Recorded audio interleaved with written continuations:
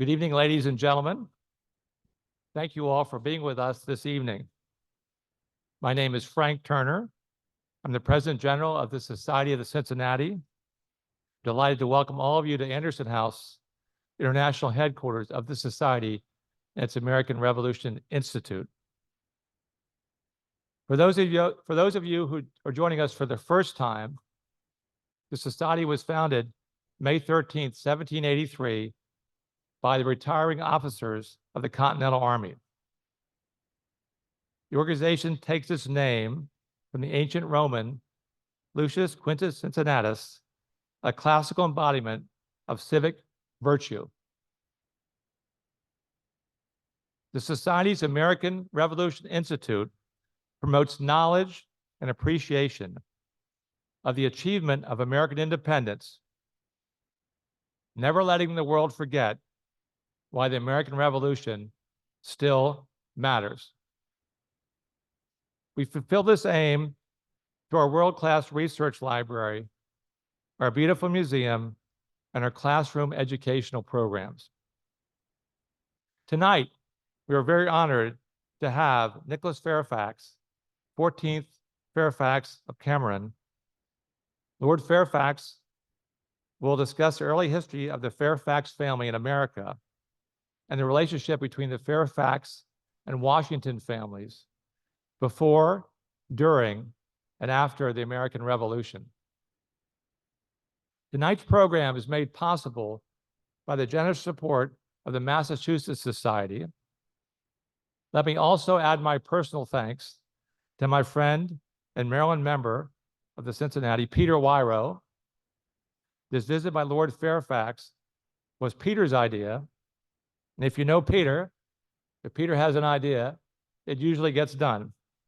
So Peter, I owe you a great deal of gratitude for putting this together tonight. Thank you very much to Peter.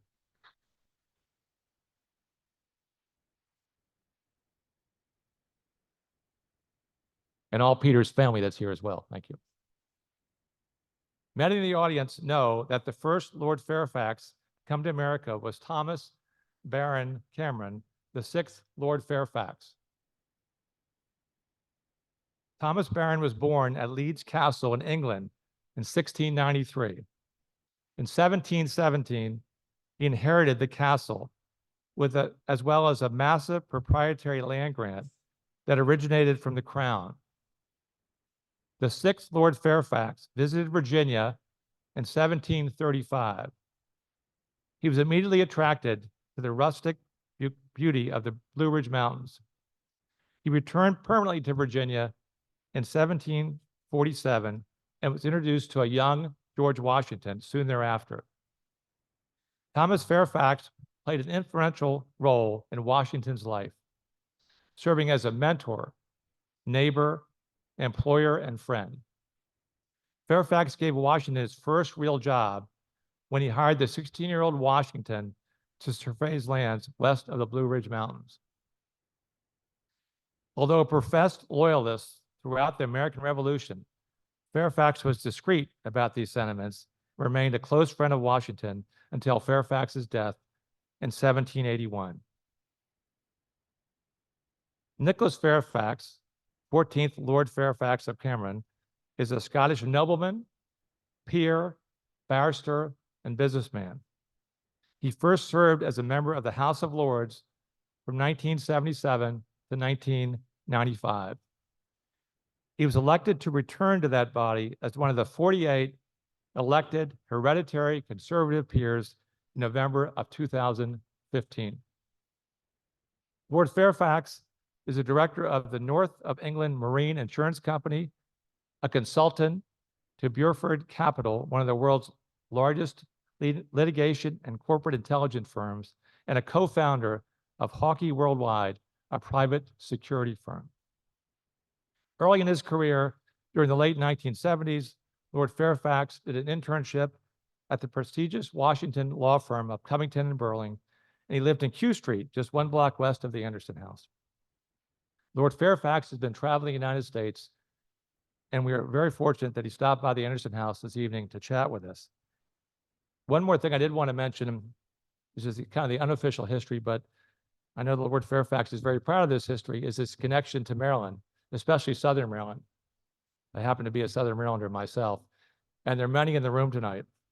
Lord Fairfax's grandfather was born and raised on a farm in Upper Marlborough, Maryland. He was the 12th Lord Fairfax, 12th Lord Fairfax. He eventually went up to New York and made his fame and fortune and moved on. But anyway, his roots are in Southern Maryland. And Nicholas Fairfax was telling me earlier, you know, the Virginia stuff is really nice, but I really feel strongly about Maryland. So, or something like that. Anyway, without further ado, I introduce you to Nicholas Fairfax. Thank you.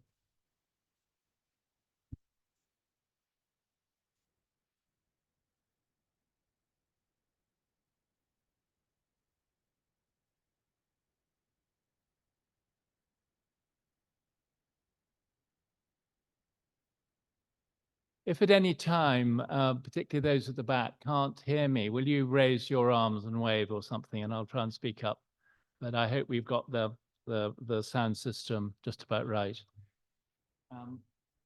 President General, distinguished members, ladies and gentlemen, and friends and cousins from Southern Maryland. It is a very great honor for me to address the society in this, what I understand to be its 237th year.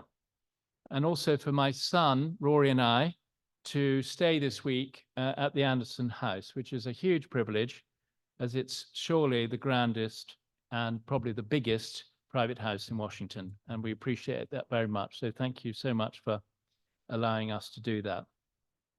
Like our family's title, the society is an institution based on hereditary, and so is one that I can understand. Today also happens to be my wedding anniversary.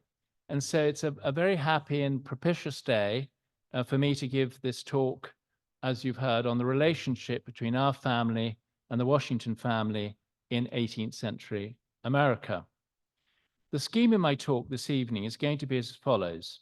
I'm going to give hopefully a very brief early history of the Fairfax family, starting from the time when we were apparently Vikings, how we came to America in the 18th century, the various connections. I think there were 4, and I know the audience contains at least one historian. So if I get anything wrong this evening, please keep your mouth shut and just tell me later if I'm making any mistakes.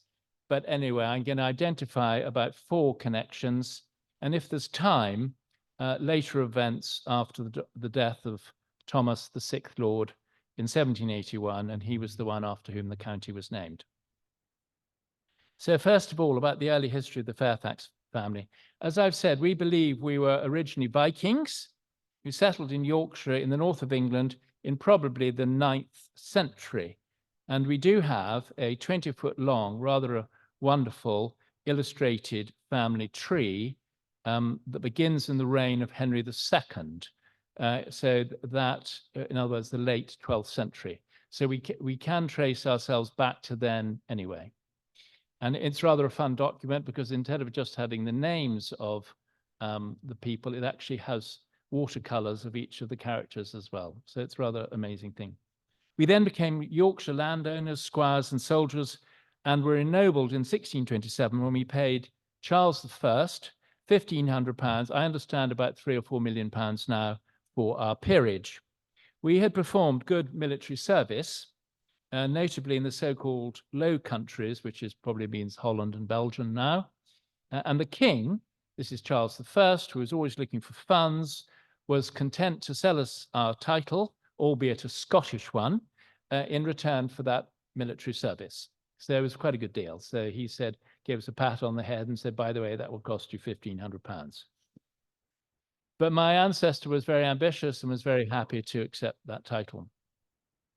We then played a major role in the English Civil War, as some of you may know, in the 1640s when our forebear, Sir Thomas Fairfax, later the 3rd Lord Fairfax, commanded the parliamentary army to victory in the English Civil War, and later was also involved in the restoration of Charles II, about which you'll hear a little more later.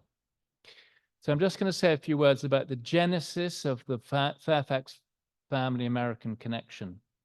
So 2 generations on from Sir Thomas, the English Civil War general, in 1690, a very significant event occurred in our family's history. The 5th Lord Fairfax married Catherine Culpeper. And through that marriage, Leeds Castle in Kent, which, by the way, for those of you who've been to England, it's nothing to do with the city of Leeds, which is 200 miles north of London. Leeds Castle, confusingly, is about 80 miles southeast of London. So anyway, Leeds Castle was the Culpeper family home and sometimes called the loveliest castle in the world. And those of you who've seen it, it is, you probably agree. And those of you who haven't, I recommend you go and visit it because it is absolutely astonishing. And so the Culpepers owned Leeds Castle. That was their family home, and the Northern Neck Proprietary of Virginia, or as it was described in the original grant, all the lands within the heads of the falls of the Potomac and Rappahannock rivers. And through that marriage, that passed into our family. I understand at Harvard Business School, they teach you the 3 ways of making money. You can make it, marry it, or inherit it. Well, we married this chunk. Although we were, as I say, substantial Yorkshire landowners anyway. The Culpeper family, along with several other royalist families, had been given the Northern Neck Proprietary by Charles II in exile in 1649 on the execution of his father as a reward to this consortium of royalist families for being loyal to Charles I, his father, during the English Civil War. And by 1681, apparently, the Culpepers, there were about seven families originally, royalist families, but apparently by 1681, the Culpepers had bought out the other 6 families. So they had become the sole proprietors of the Northern Neck Proprietary. And when she married the 5th Lord Fairfax in 1690, Catherine was the sole heiress both to Leeds Castle and to the Northern Neck Proprietary. So I therefore assume she must have had no brothers living or male cousins who could inherit or something.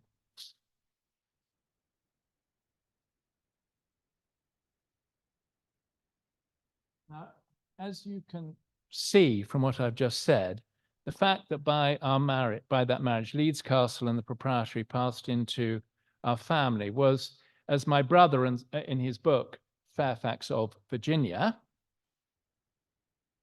and indeed some other historians of commentators have said, was supremely ironic for the following reason. And the irony was as follows: that we were a family through Sir Thomas who'd commanded the parliamentary army in the English Civil War. And we had defeated the king. As you will hear later, we didn't believe in executing the king. But through this marriage, 41 years later, with the Culpeper family, this enormous tract of land, it's always painful to say this, but I'm going to say 5,232,000 acres, or about 9,000 square miles, passed into our family. And as you've heard, that was given originally by Charles II to the other side. So it was supremely ironic by that marriage that we acquired this. One footnote I'd like to add. So although Sir Thomas had supported the side of the Parliament in the Civil War, and indeed had commanded the army against what he saw as the excesses of the king, and as I said, commanded the parliamentary army, including at Naseby, the final important battle, he did not believe in executing the king. So he importantly, as a matter of principle, and apparently it upset Cromwell for obvious reasons, he refused to sign the king's death warrant and was absent from his trial, although his wife, the then Lady Fairfax, bravely spoke up at the trial on at least 2 occasions, a great personal risk, because apparently the pikemen with their pikes practically, threatened to run her through unless she didn't, because she spoke up and said, this is all wrong. And so that was quite something. So as a result, we were importantly not a regicide family. And in fact, so Lord Fairfax, when the fighting was all over, Sir Thomas went back to Yorkshire to our estates and just continued to breed horses. And he played a part, Sir Thomas played a part in the restoration of Charles II in 1660. And indeed, Charles II, apparently at his coronation, rode one of our horses. So just an interesting little. Now, I'm now going to talk about how the Fairfax family first came to America in the 18th century. And this is obviously with this audience, the bit where, perhaps you might find of most interest. But forgive me, I just wanted to give you that sort of historical lead up. So Thomas, the eldest son of Catherine Culpeper, the great heiress, and the fifth Lord Fairfax, and Thomas is the one after whom Fairfax County is named, was born at Leeds Castle in England in 1693. And he succeeded his father to the title of Lord Fairfax in 1710, becoming the sixth Lord Fairfax at the age of 16, which coincidentally is the age at which my father succeeded to the title as well. Thomas is said to have been jilted about 10 years later by someone who apparently, quote, preferred to be a duchess, unquote. And apparently he never really looked at a woman ever again. He was so, hurt by this experience. So he never married and never had any children. And in 1735, as you've heard, he went to America for the first time to acquaint himself with his vast American estates. Now, his mother, Catherine, had previously appointed the famous Robert King Carter to be her agent for the proprietary. And as is often the case, in this case too, the agent did at least as well as his principal. And on his death, King Carter apparently owned no less than 300,000 acres of land within the proprietary. More importantly, the Virginia Assembly were apparently very upset by Carter's ambitious behavior, and they petitioned the Privy Council in London in 1730 to restrict the boundaries of the proprietary. So in 1733, Thomas, now the sixth Lord, replaced Carter as his agent with his cousin, a very effective man called Colonel William Fairfax, who was his, I believe, first cousin, I think I'm right in saying. And we are descended from Colonel William. So we are in fact descended from the first Lord Fairfax, the fourth Lord Fairfax, from Colonel William, and then from the eighth. So we're not, in fact, directly descended from the Civil War general at all, because he only had a daughter. Colonel William countered the Virginia Assembly's petition, and as a result, in 1733, the Privy Council instructed the governor of Virginia to appoint commissioners to survey and settle the boundaries of the proprietary. And Lord Fairfax's case against the Assembly before the Privy Council was estimated originally to take 2 years. But it will surprise none of you, particularly those of you in the audience who may be lawyers, to know that in fact took 12. But in 1737, Lord Fairfax returned to London to help advance his case in front of the Privy Council. And eventually, on the 11th of April, 1745, the Privy Council confirmed his claim about the extent of the proprietary, the almost 5.3 million acres, or what is now 10 American counties, 6, including Fairfax County in Virginia, and 4 in what is now West Virginia. And the perimeter is about 800 miles. And I know personally, because about 5 years ago, I rode around the perimeter all on 800 miles on a motorcycle. And it was an extremely painful experience, because and my great friend Philip Gillette, who is in the audience, was there for some of it, because every time I looked left for 4 days, it was on land that we once owned. But there we are. But one thing, we have the privilege in our library collection, our family library collection, to own the original 1745 Privy Council document confirming the extent of the proprietary. Now, in 1747, keeping an eye on the clock, Lord Fairfax gave his interest in Leeds Castle to his brother, and he left England for Virginia for the last time. He arrived in 1747, as I've said, and at first he moved in to Belvoir, which some of you are familiar with. Now it's an extremely well-known large army camp. but it was the house, the rather grand house that his cousin and agent, Colonel William Fairfax, had built for himself on the Potomac. And it doesn't exist, as you know, it burnt later, but it was clearly quite grand. Thomas remained there with his cousin apparently until 1752, and then he built himself a much more modest house in, I don't know, any of you know Winchester, Virginia. I was there 2 days ago, and just outside, a few miles outside Winchester, there's a village called White Post, because there's a famous White Post in the middle of it. And Lord Fairfax built himself a house there called Greenway Court, which was much more modest than his cousin's house, Belvoir. But probably that's going back to the thing about the agent and the principal. So, but it did have 10,000 acres. And as my brother says in his book, it's perhaps to be near the center of the proprietary, because it was further out there. But it was quite brave as well, because, the Indians were all around. It was much more on the frontier. And he lived there, more or less alone, apart from, his servants, until he died in 1781. And I'm now going to get on to what I really should be talking about, is the first connections with the Washington family. So Colonel William was getting on with his job as his cousin's agent for the proprietary.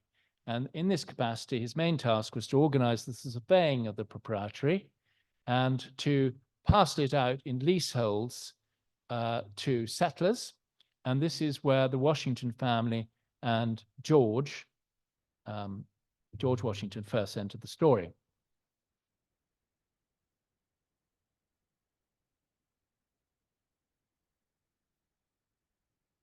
In 1743, Colonel William's eldest daughter, Anne, married Major Lawrence Washington, who was George Washington's elder half-brother. And this was the start of the relationship between the two families.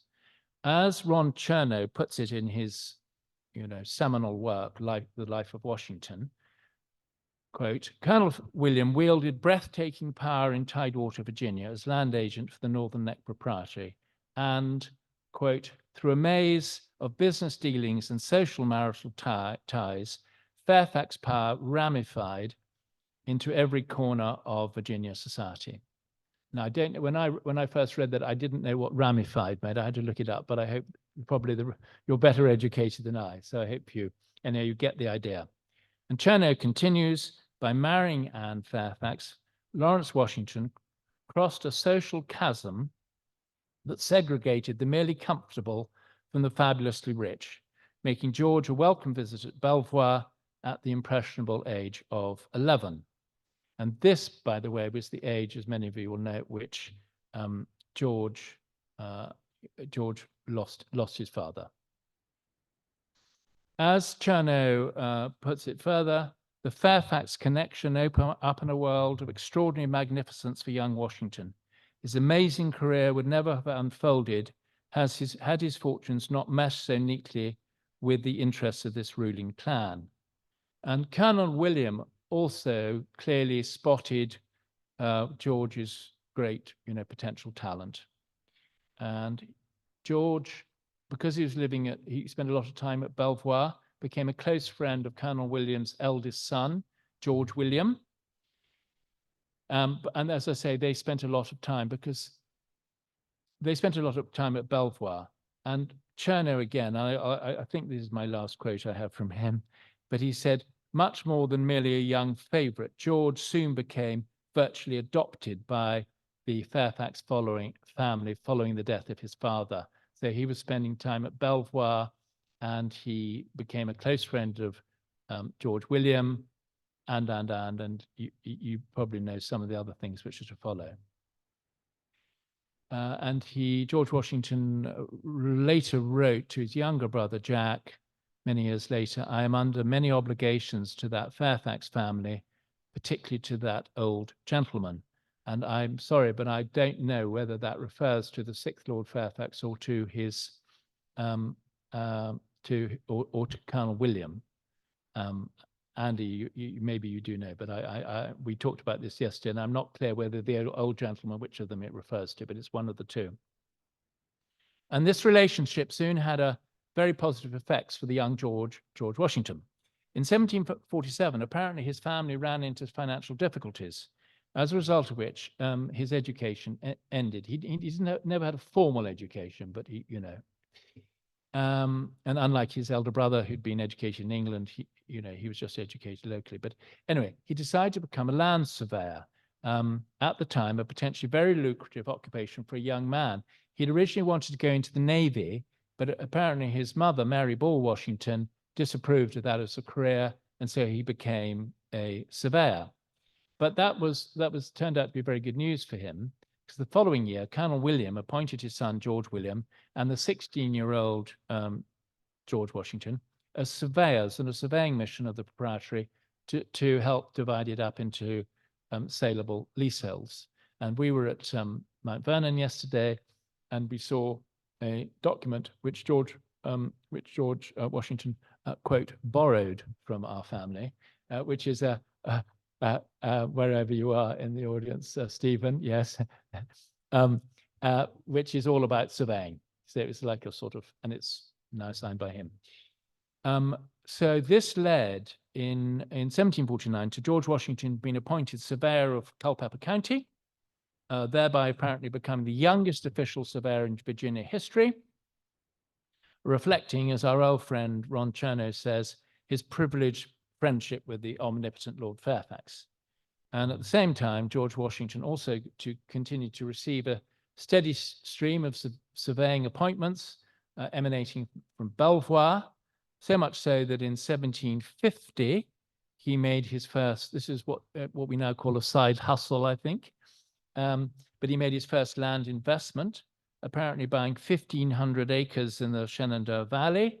And by the time he was only 20, he had accumulated no less than 2,300 acres for his own name, which really wasn't at all bad for a young man.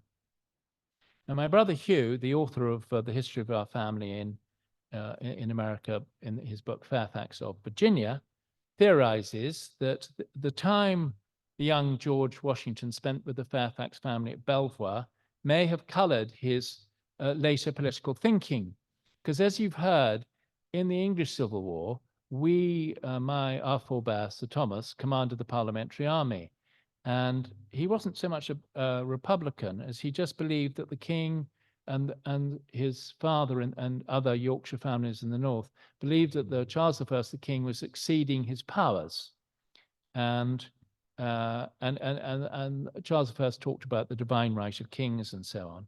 And so you can see where this is going. It's not difficult to imagine that there are parallels here between this stance and the causes and origins of the American Revolution. And in particular, the cry, no taxation without representation. So that is Hugh's theory. And actually, I think it's probably rather a cogent one. And so, as I say, some of that thinking may have rubbed off on the young George Washington during his formative years, in his teenage years, when he was growing up at Belvoir. And my brother puts it, as he puts it in his book, what a coincidence that the man who would one day lead the American Rebellion should have been schooled by descendants of one of the leaders of the earlier English Rebellion. I'm next going to talk about another, and probably almost the most famous connection,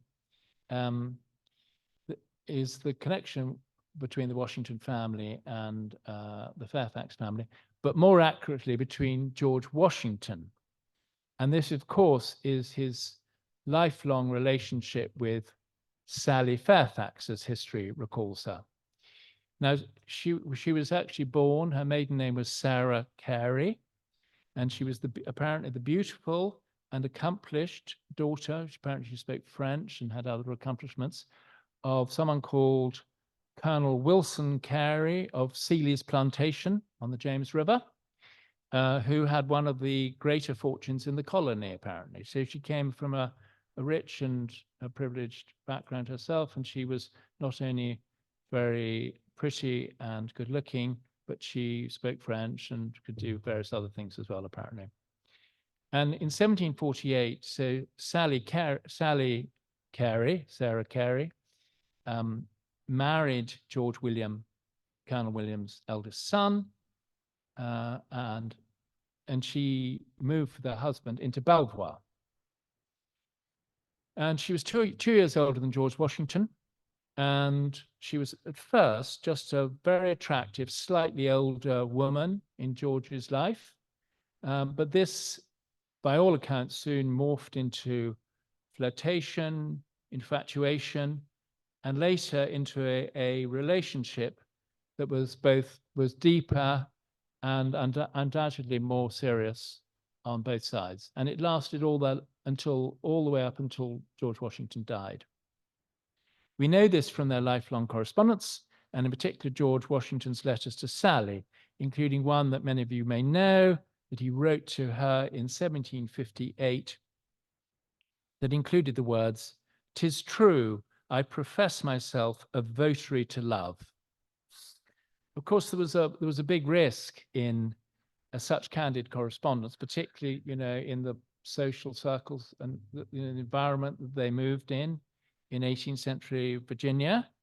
But George Washington nevertheless decided to take risks in these letters. And, there were quite a few of them along the same lines, which became less and less disguised. But all the while, he remained a friend. And of course, he was married. He became married, of course, as we know. But he also remained a friend of George William. So, it was one of these situations where there was something going on the side. And George Washington, forgive me, his infatuation with Sally was not unrequited. As Chernow puts it, perhaps a little harshly about their early relationship, the coquettish Sally seemed to be feeding George Washington's amorous fantasies while simultaneously holding him at arm's length.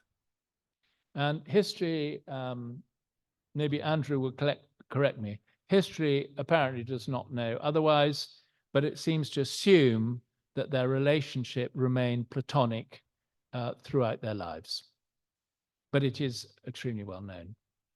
During his later life, George William, with his wife Sally, went over to England several times during their marriage, and sometimes with Sally and sometimes not. And they ended their days together there in England, in the village of Ridlington, near the city of Bath, if any of you have been to Bath. And in 1978, their memorial plaque was moved appropriately from Ridlington to what is called the American Museum in Britain, which is in Bath. So if any of you go to Bath, you should look at their plaque. And Washington's correspondence with Sally continued right up, as I said, to the end of their lives. The last word on their relationship can be taken from his last letters to her just before his death, which reads as follows, and forgive me, it's only 5 lines, but I'm going to read it all. During the past 25 years, so many important events have occurred in men and things. None of these events, nor all of them together, have been able to eradicate from my mind the recollection of those happy moments, the happiest of my life, which I have enjoyed in your company. And so those words perhaps say it all. Now, lastly, in terms of the relationships, I'm just going to say a few words about the relationship between Brian Fairfax, who is another son of Colonel William, and he and George Washington had a lifelong correspondence and friendship. He was born in 1736. He was 4 years younger than George Washington. He was the youngest son of Colonel William, and he was half brother of George William, you've heard, who was Sally's husband. He was clearly I think the word maybe is mercurial.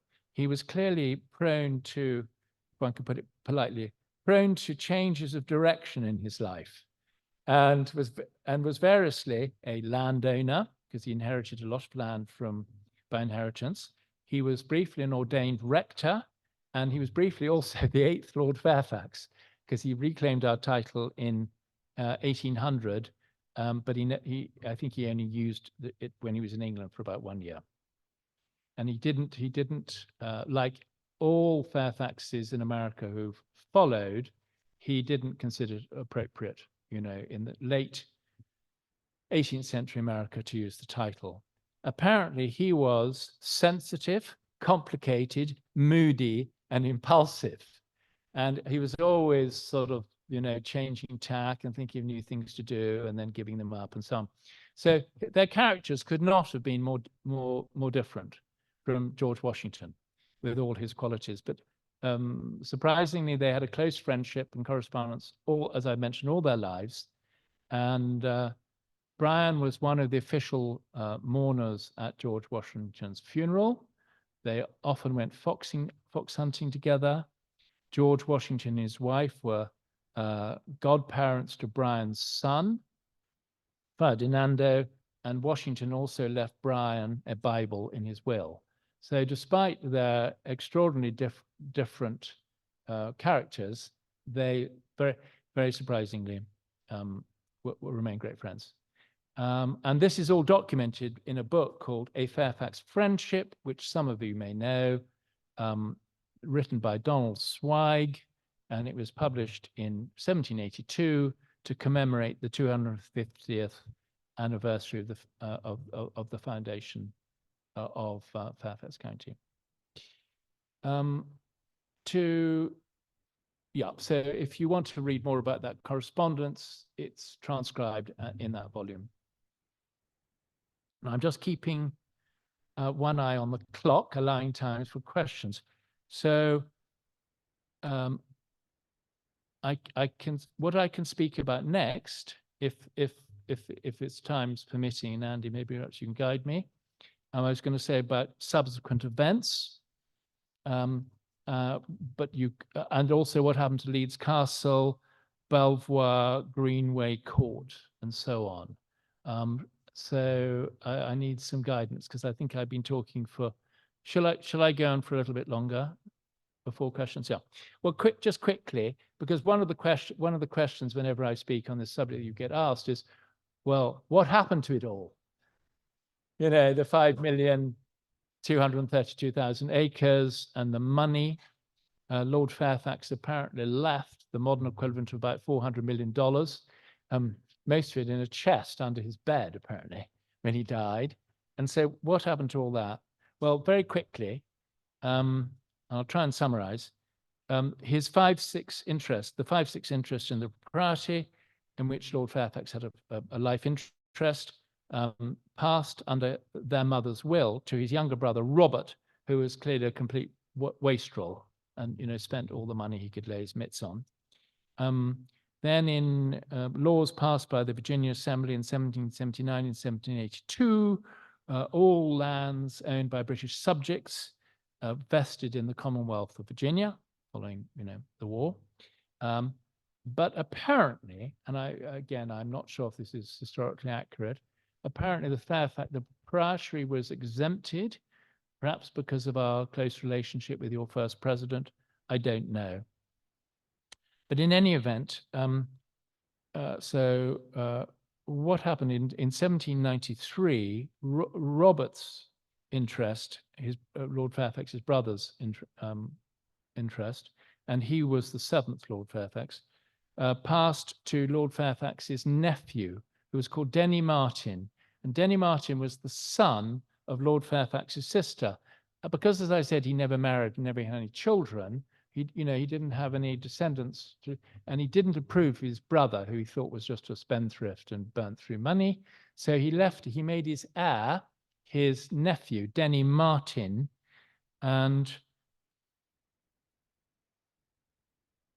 what happened subject to that, I think, is I think I'm right in saying in 1794 and 1806, Denny Martin accepted offers from the John Marshall Syndicate to buy out his remaining interest in the Northern Neck Proprietary. But to answer the $64 million question about what happened to it all, I think our family is one example where the title and the property and the loot went in different directions.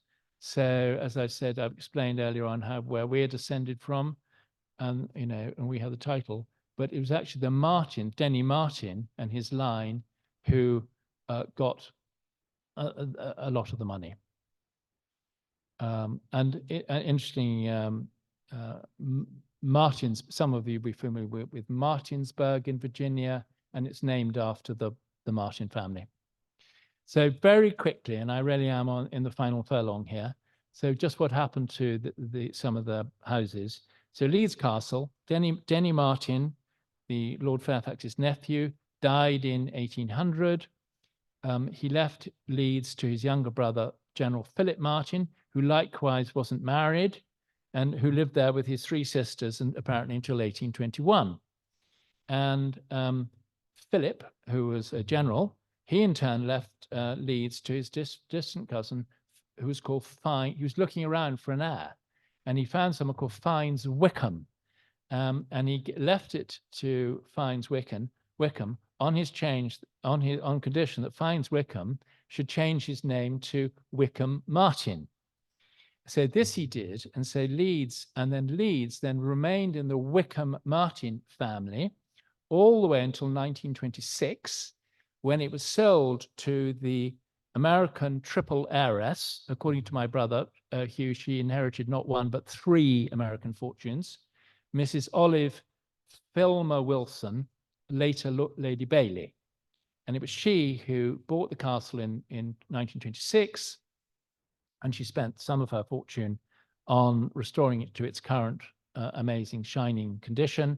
And on her death in 1974, she put it into a foundation, and it's still owned by that foundation.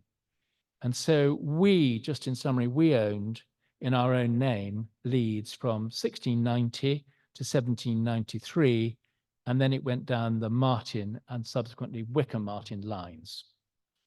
As to Belvoir and Greenway Court, Belvoir, as I've mentioned, sadly burned in 1773, unconnected with any military operations. And George Washington, as you will know, Stephen, bought some of the contents. It was so George William by then was in England with his wife, so it was vacant. They tried to let it, and it burnt. But George Washington had already bought some of its contents, I believe. And as I said, Belvoir, unfortunately, there are no even pictures of it left, but the foundations are still there, and it is now, as you know, a very famous American Army camp. And then Greenway Court, where I was just about 2 days ago, outside White Post, outside Winchester. Denny Martin's brother, younger brother, Thomas Bryan Martin, was left this in his will, and on his death, in 1798, he left it to his housekeeper, who was called Betsy Powers, and it's never been sold since. And it was passed down by inheritance all the way down to the people that I met them before, but I met them again 2 days ago, who currently live there. The house Greenway doesn't exist, but they've got a modern house. They've got a 5-acre plot, and the only thing that does remain is Lord Fairfax's office. But it's there, and the office has recently been done up by a substantial grant. So if any of you are in White Post, go and have a look. So I think I'd love to answer any questions you have, but I would just like to, in closing, pay tribute, first of all, my brother's book, which he published in hardback 7 years ago and just come out in paperback on Amazon. It made my work in preparing this lecture hugely easier, as did obviously Ron Charno's book, The Life of Washington. And thirdly, there's another book which is it's just about still available. It was commissioned by the Fairfax County Office of Comprehensive Planning in 1975. It was written by Kenton Kilmer and Donald Zweig, and it's called The Fairfax Family in Fairfax County, and it gives potted histories of each holder of the title, and so is of great interest to us and has helped me enormously in preparing this short-ish talk. Thank you very much.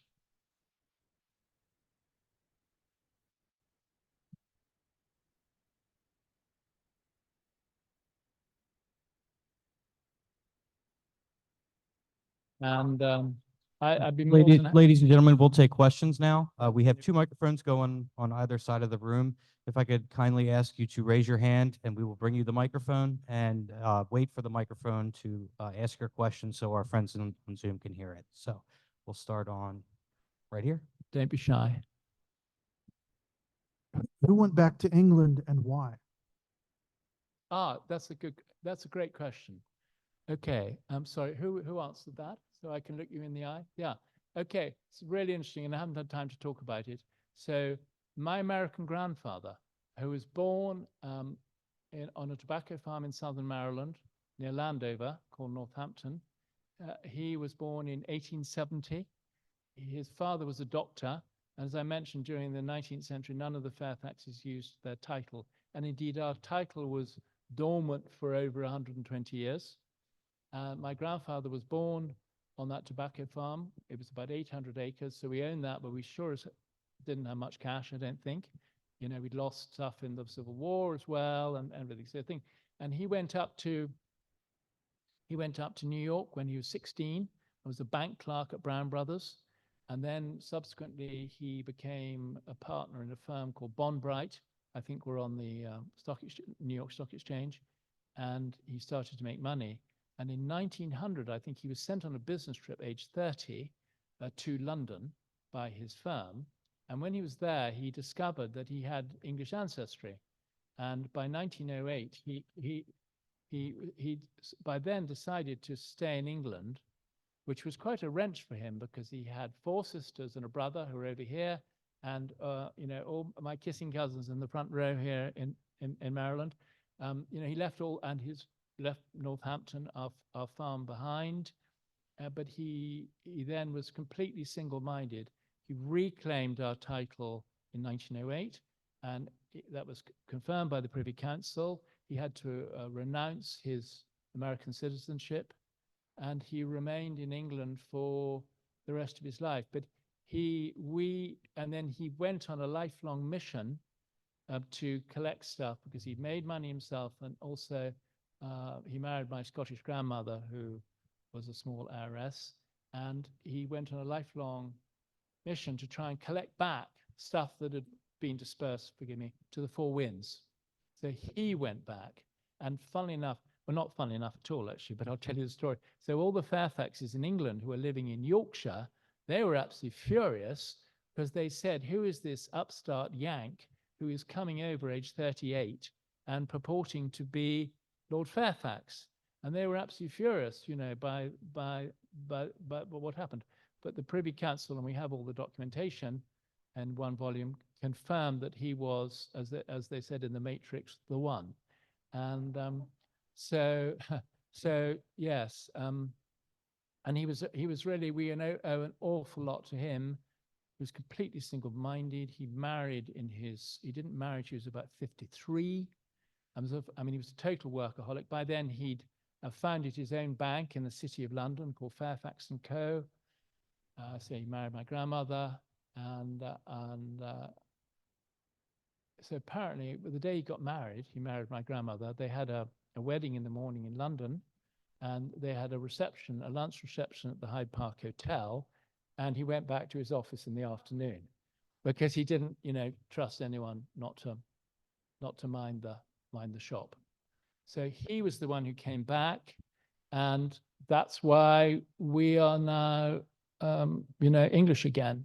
And I do, you know, think about, you know, nature and nurture, because I don't sound very American, but we, you know, standing up here in front of you now, but we were Americans for 150 years, or lived in America for 150 years. So, and it's always a huge privilege to come over here. And, you know, I do feel partly American when I'm here. But so that's the story. So we were Vikings, then Yorkshiremen, then we went to America, and then we came back. And that's where we are at the moment. Thank you for your question. Yes. One reason is said that Lord Fairfax had to walk such a careful line during the American Revolution was that lands were being confiscated or sequestered on both sides. That had he expressed Loyalist views, his properties could have been subject to confiscation or sequestration, as were others in Virginia. And apparently he was fearful that if he expressed any sympathy for the American Revolution, Leeds Castle might be confiscated. Can you speak to that? Sorry, could someone help me nearby? Because I didn't really clearly hear the question. I don't know if Oh, maybe anybody I else could help Got the me or microphone too close or what? not closer? Okay.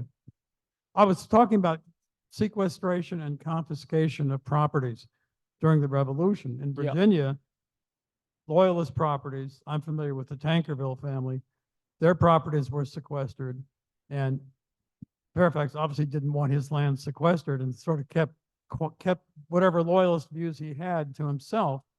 But on the other hand, it's said that he was fearful that if he expressed any sympathy for the American Revolution, that Leeds Castle and properties in England and Scotland could be confiscated. Yeah. You have a view I on it. think I sort of heard it second time round. I mean, one of the things is I think during the Revolution, Lord Fairfax certainly was probably what you'd call neutral. He was probably quite Swiss, you know, he was neutral. And obviously we had this, as you've heard this evening, this very close relationship with your first president. And there are letters, quite a famous letter which we used to own, written by George Washington, I think to George William, that says, despite our political differences, we must always remain friends, and so on. So I think during the war, we were neutral, and I think if anything, I mean, Andrew will maybe correct me, but if anything, we were neutral, and if not neutral, slightly more on the side of the revolution. But it was tricky, of course, because our title to the, I don't mean the title in the sense of our title, you know, Lord Fairfax, but our title to the land, to the proprietary, derived from the British Crown. So we got, you know, the title to proprietary derived from that. But I think we were fairly neutral, I think I'm right in saying. I'm not sure that it answered all your question, but I hope some of it. But anyways, forgive me, sorry. Yeah, yeah, my old friend Fraser at the back. Take this one and we'll get a microphone to him. Yeah. And I called you up, and I don't think you knew me terribly well. You welcomed me to London and invited me. That's more like it, Fraser. Good match. I think it was your maiden speech in the House of Lords. Okay. And so I showed up, and I walked in, and there's a great long line of people, and I just walked to the front of the line and walked into the House of Lords and went up to the balcony. And one of the peers extolled the Camerons for about 10 minutes in introducing you. And you gave a wonderful speech at a time when the United States was not popular in Europe. You promoted the relationship with the United States. I thought it was a really brave and a wonderful speech. And I think you received a standing ovation in the House of Lords. Fraser, But, you're very kind. Remind me to yeah. give you that $10 bill later. Thank you. So nice to see you. Yes, please. Yes. So my question is, as someone who grew up close to a White Post here. Oh, sorry. Thank you so That's much. quite right. Can you hear me? Yep. Is really about the relationship between the sixth Lord Fairfax and Washington as a young surveyor. Yeah. Not a lot known about this, and a couple of times you have mentioned the retiring lifestyle of Lord Fairfax Yeah. at Greenway Court and the relationship really with Colonel William Yes. probably at the time. Yeah. But I'm interested in understanding if there's more known about the dynamic between Lord Fairfax and Washington in his youth. Well, that's a very good, as they say, when you get asked a tricky question, that's a very good question. And the short answer is I haven't spoken about it much this evening because I frankly don't know terribly much about it. And I spoke to my brother who wrote this book. I haven't spoken to Ron Chernow if he's still alive, but the answer is I don't know. I mean, Lord Fairfax was the owner of the, and he appointed these various agents, one of whom was Colonel William. And then after Colonel William's death, I think it was Thomas Bryan Martin, who became the agent, I think. So my brother, I told that story in the middle about my brother theorizing that, you know, that our experience and involvement in the English Civil War might have influenced the young George Washington, because he thinks that at Belvoir, although Lord Fairfax didn't live at Belvoir, that was his cousin's place, that Lord Fairfax would have spent time with George Washington and probably might have spoken about the English Civil War and the role that our family had played in it. And as I said, that might have influenced him in terms of what happened later in the, you know, the American Revolution. So that is my brother's theory. I think it sounds quite cogent, but I don't know terribly much about the fact that, you see, Washington was surveyor for a brief period of time. Lord Fairfax moved out to Winchester, you know, out there with the Indians, you know, and he was quite modest. He didn't leave he left a huge amount of money when he died. I mean, not just the proprietary, but in terms of, you know, wealth. But he led quite a modest life, I think. And I'm sorry, but I can't throw a huge amount more light on the specific relationship between the young George Washington and him. Although that quote that I did quote, that I owe an awful lot to that old gentleman, might have been a reference to Lord Fairfax rather than to Colonel William.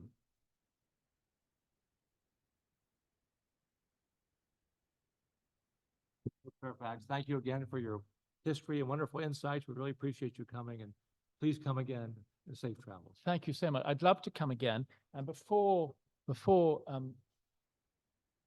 just like to present to you, President General, a copy of my brother's book, which was first published about 7 years ago, but it's just been republished in paperback. And please accept this small, very small in both senses, gift from us. So thank you. Thank you very much again. Thanks for the time. Thank you so much.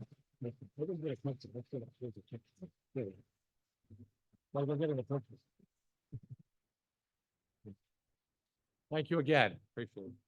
Thank you all very much. Thank you all for coming, and safe travels.